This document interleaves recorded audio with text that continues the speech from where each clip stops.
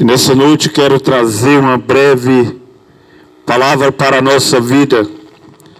Palavra do Senhor, João 1, versículo 1, nos diz assim: E no princípio era o Verbo estava com Deus, e o Verbo era Deus. Versículo 14: E o Verbo se fez carne e habitou entre nós. E vimos a sua glória, como a glória do unigênito do Pai, cheio de graça e de verdade. Glória a Deus. A palavra do Senhor nessa noite, para mim e para a sua vida, onde a palavra do Senhor nos inicia nessa noite, falando que no princípio era o Verbo, e o Verbo era Deus, e o Verbo estava com Deus. O Verbo, ele se fez carne e veio habitar no meio do homem. O Verbo se fez carne e veio morrer pela humanidade. Esse Verbo se chama Jesus Cristo, a palavra que se fez carne.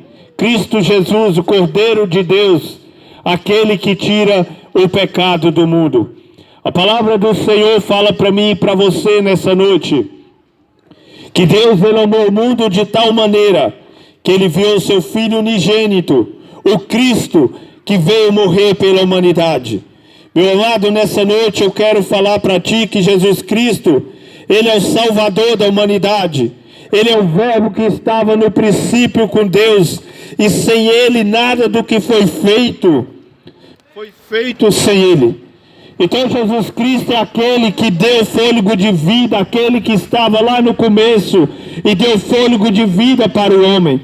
E Jesus Cristo, ele veio morrer pela humanidade para salvar aqueles que se perderam lá no princípio, onde a palavra do Senhor vai dizer que o primeiro homem, ele caiu, ele instituído da graça, toda a humanidade foi, porque se afastou do seu Criador, a criatura desobedeceu o seu Criador e se afastou.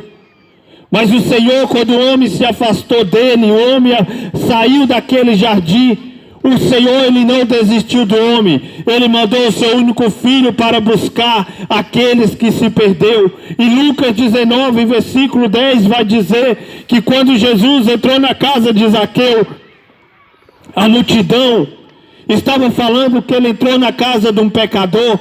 Mas Jesus fala para aquela multidão: olha, o Filho do Homem veio buscar e salvar o que havia se perdido.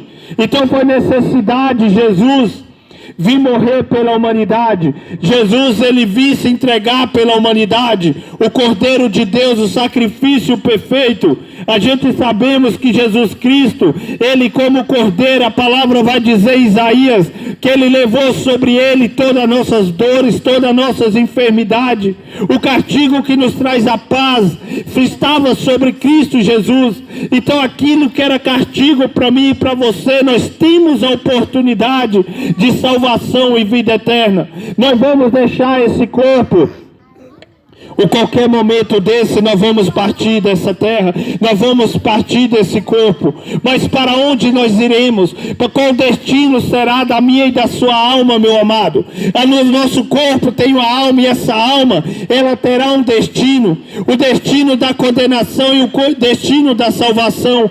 Mas para que eu e você não viemos ser condenados, nós temos que estar em Cristo, estar em Cristo Jesus. Somente Jesus Cristo pode nos livrar da condenação eterna. Mas para que Cristo venha nos livrar da condenação eterna, há uma necessidade de eu e você confessarmos a Cristo, aceitarmos a Cristo e querer andar com Jesus Cristo. Jesus, ele veio nessa terra, a palavra vai dizer em João 3, versículo 17, que ele não veio para condenar o mundo, mas ele veio para morrer pela humanidade, ele veio para salvar a humanidade. Então há salvação para a sua alma, meu amado. Há salvação para a sua vida, há salvação para a tua casa. mas há uma necessidade de você crer, há uma necessidade de você querer estar nos caminhos de Jesus Cristo. Quantas pessoas partindo nesse momento sem Cristo, que haverá uma condenação, talvez viveu essa vida toda, nunca quis saber de Cristo, mas muitas vezes nós falamos que Deus a tenha um bom lugar, mas um bom lugar é conquistado em vida, um bom lugar nós conquistamos em vida, que é em vida em Cristo Jesus, o Salvador da humanidade.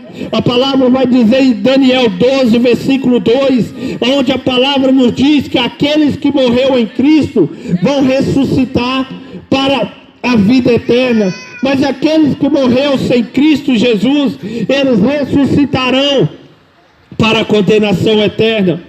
Então a condenação é uma realidade, mas a salvação, ela também é uma realidade. Mas nós temos que crer, temos que aceitar e estar em Jesus Cristo. Ele vai falar: eu sou o caminho, eu sou a verdade, eu sou a vida, e ninguém chegará ao Pai a não ser por mim. E a palavra do Senhor vai dizer, meu amado, para mim e para você, que aquele carcereiro fez uma pergunta para Paulo: o que é necessário eu fazer para que o que é necessidade eu fazer para obter a vida eterna? O que eu tenho que fazer?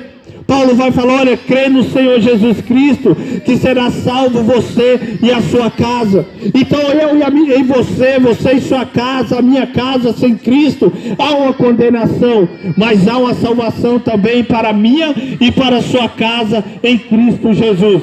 Quero falar para ti, meu amado, o momento está acabando. Jesus, ele está voltando, é uma realidade. O mundo, ele está preparado, o mundo está preparado para receber o anticristo. O mundo está preparado, a cada dia tem se aprofundado nos seus pecados, nas suas orgias, e não quer saber do Senhor Jesus.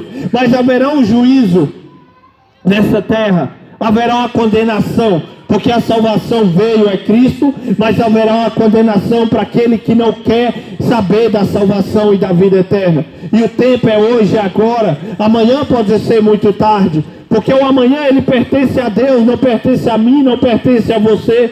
Talvez você fale: é muito cedo, eu sou novo, eu vou curtir mais um pouquinho, eu vou me divertir mais um pouquinho, quem sabe lá na frente eu vou para os caminhos do Senhor. Mas, meu amado, eu falo para ti, amanhã pode ser tarde para você.